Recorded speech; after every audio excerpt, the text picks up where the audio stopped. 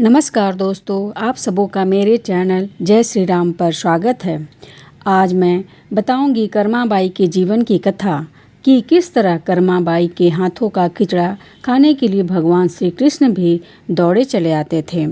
अगर आपको यह कहानी पसंद आए तो कमेंट बॉक्स पे जय श्री राम ज़रूर लिखिएगा एवं मेरे चैनल को सब्सक्राइब कीजिएगा और ज़्यादा से ज़्यादा शेयर कीजिएगा।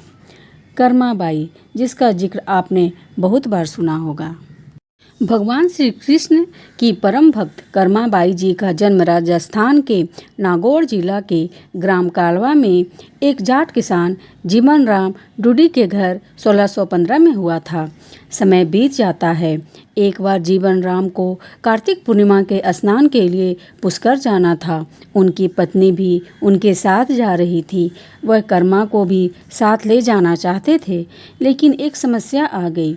उनकी अनुपस्थिति में भगवान का भोग कौन लगाता, इसलिए उन्होंने कर्मा को यह जिम्मेवारी सौंपी और बोले, बेटी कर्मा, हम लोग पूर्णिमा स्नान के लिए पुष्कर जा रहे हैं। तुम सुबह भगवान को भोग लगाना और उसके बाद ही भोजन करना। कर्मा ने यह जिम्मेवारी स्वीकार कर ली और कर्मा के माता पिता तीर्थ यात्रा के लिए रवाना हुए। उधर कर्मा ने सुबह स्नान करके बाजरे का खिचड़ा बनाया। उसमें खूब घी डाला और पूजा के लिए भगवान की मूर्ति के पास आ गई।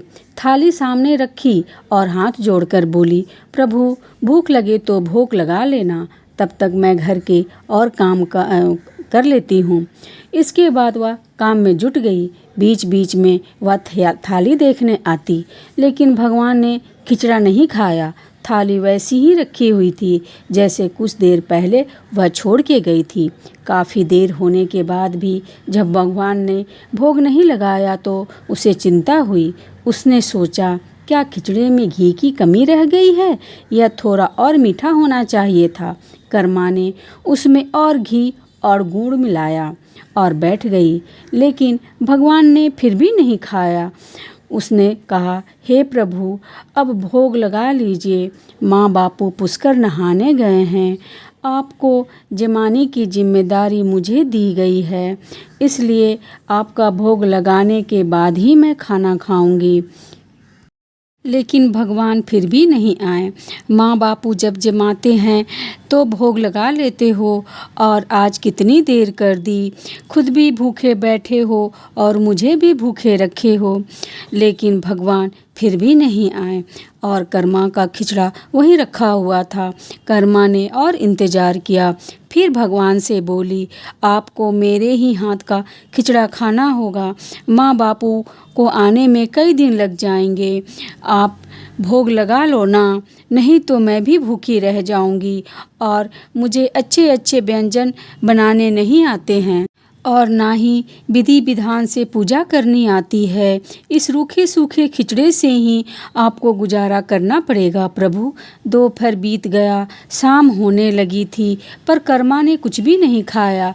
आखिरकार भगवान कृष्ण को कर्मा के जिद को देखकर आना ही पड़ा और वे बोले, अरे कर्मा, तुमने पर्दा तो किया ही नहीं, ऐसे भोग कैसे लगाऊं। यह सुनकर कर्मा ने अपनी चुन्नी की छाया की और भगवान कृष्ण ने उसी छाया में खिचड़ी का भोग लगाया। थाली पूरी खाली हो गई। तब कर्मा बोली, भगवान, इतनी सी बात थी तो पहले ही बता देते, खुद भी भूखे रहे और मुझे भी भूखा रखा।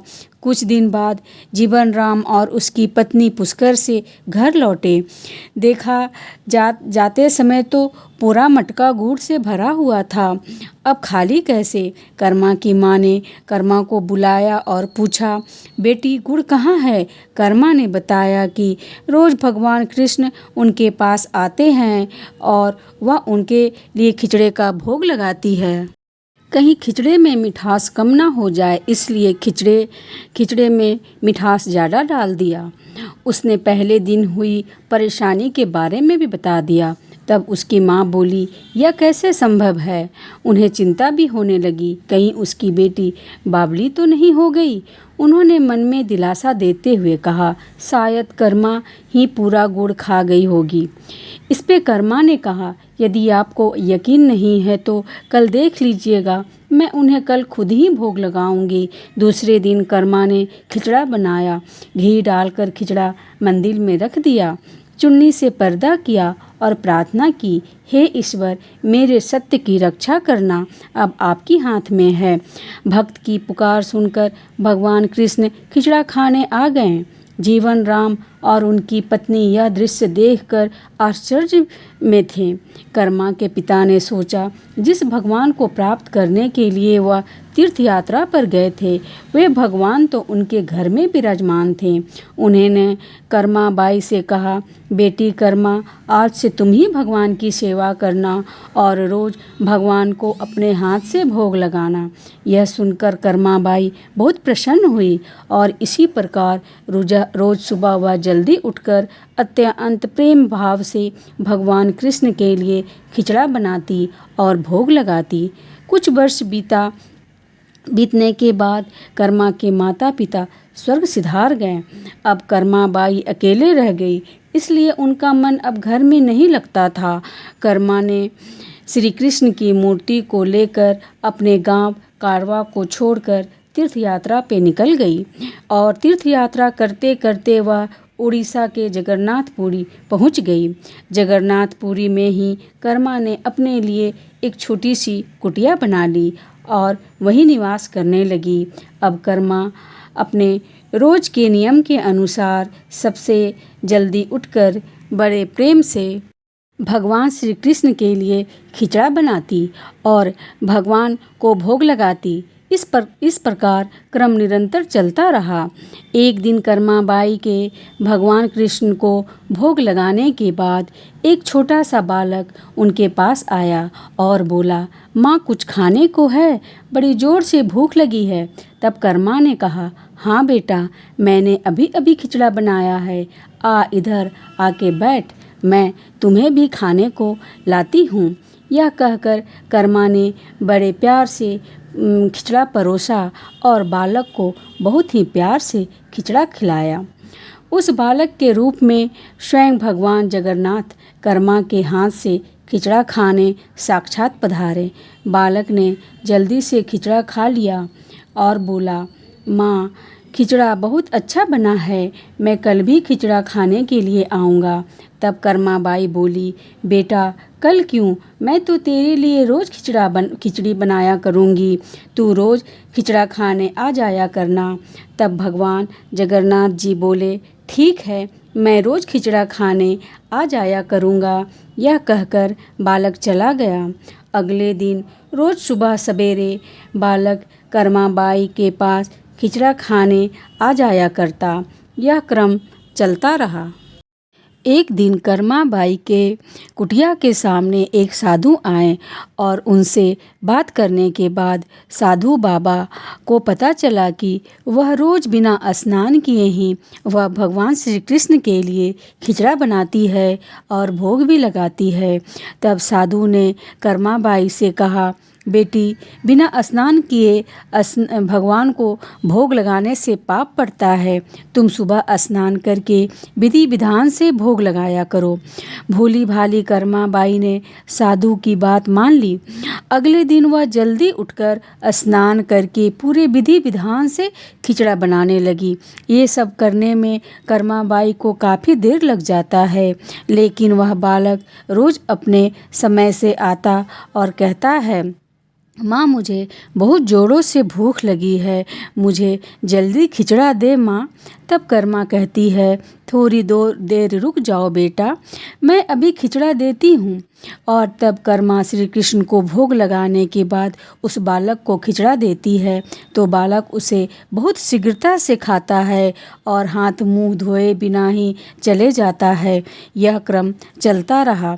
एक दिन भगवान जगन्नाथ के पुजारी ने देखा कि कुछ दिनों से सुबह के समय में भगवान पर खिचड़ा लगा रहता है, फिर वह सोचता है कि भगवान के मुख पर खिचड़ा कैसे लगा रहता है, हम तो खिचड़ा का भोग नहीं लगाते। कुछ दिन लगातार भगवान के मुंह पर खिचड़ा लगा देखकर पुजारी इसको भगवान की लीला समझता है और समझ जाते हैं कि भगवान रोज कहीं से खिचड़ा खाकर आते हैं। पुजारी मन ही मन भगवान से पूछता है कि हे भगवान जगन्नाथ, आप ये खिचड़ा कहाँ से खाकर आते हैं, हमें भी तो बताइए। उसी रात भगवान जगन्नाथ पुजारी के सपने में आते हैं और उससे कहते हैं, मेरी एक भक्त है कर्माबाई जो जगन्नाथपुर में ही रहती है और वह बहुत सुबह उठकर हमारे लिए बाजरे का खिचड़ा बनाती है और बहुत ही प्रेम से मुझे भोग लगाती है। उसके हाथ का खिचड़ा मुझे बहुत पसंद है और रोज़ मैं सुबह जल्दी जल्दी कर्माबाई के यहाँ खिचड़ा खाने जाता हूँ। लेकिन कुछ दिन पहले एक साधु बाबा ने कर्माबाई से कहा, तुम पूरे विधि विधान से स्नान करके भगवान का भोग लगाया करो। और अब कर्माबाई पूरे विधि विधान से मुझे भोग लगाती है। इन सब में बहुत देर लग जाता है और मुझे इंतज़ार करना पड़ता है तथा मुझे भूख का भी कष्ट सहन करना पड़ता है। और जब तक मैं खिचड़ा खाता हूँ तब तक मंदिर के भक्तजन आने लग जाते हैं। इसलिए आजकल मुझे हाथ मुँह धोए बिना जूठे मुँह आना पड़ता है।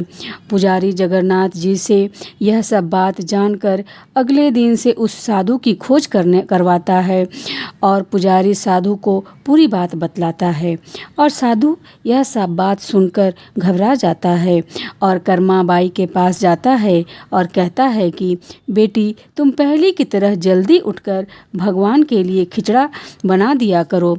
तुम्हें कोई विधि विधान करने की ज़रूरत नहीं है। अब पहले की तरह रोज़ सुबह उठकर भगवान श्री कृष्ण के लिए खिचड़ा बनाती एवं भोग लगाती और उस बालक को भी बहुत प्यार से खिचड़ा खिलाती रही। यह क्रम कई वर्षों तक चलता रहा। एक दिन कर्माबाई संसार चक्र को छोड़कर प्रभु के धाम चली गई। उस दिन भगवान जगन्नाथपुरी के मंदिर में उनके आँखों से आंसू निकल रहे थे। लेकिन यह देखकर जगन्नाथपुरी के सारे पंडित एवं राजा वहां उपस्थित होकर भगवान से विनती करने लगे कि हे भगवान, हमसे कोई गलती हो गया है क्या कि जगत के पालनहार के आंखों से आंसू निकल रहे हैं। उसी रात भगवान जगन्नाथ पुजारी के सपनों में आते हैं और कहते हैं, आज माँ कर्माबाई संसार से विदा हो गई और मुझ में विलीन हो गई है।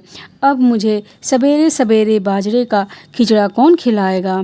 अगले दिन सभी पुजारियों एवं राजा ने आपस में राय ली और यह आदेश जारी किया कि आज से भगवान श्री जगन्नाथ जी को कर्माबाई जी के नाम से के खिचड़े का भोग लगाया जाएगा, जिससे कभी भी भगवान को माँ कर्माबाई की कमी महसूस नहीं होगी।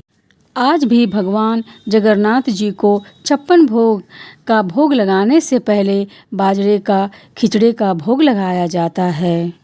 जय श्री राम।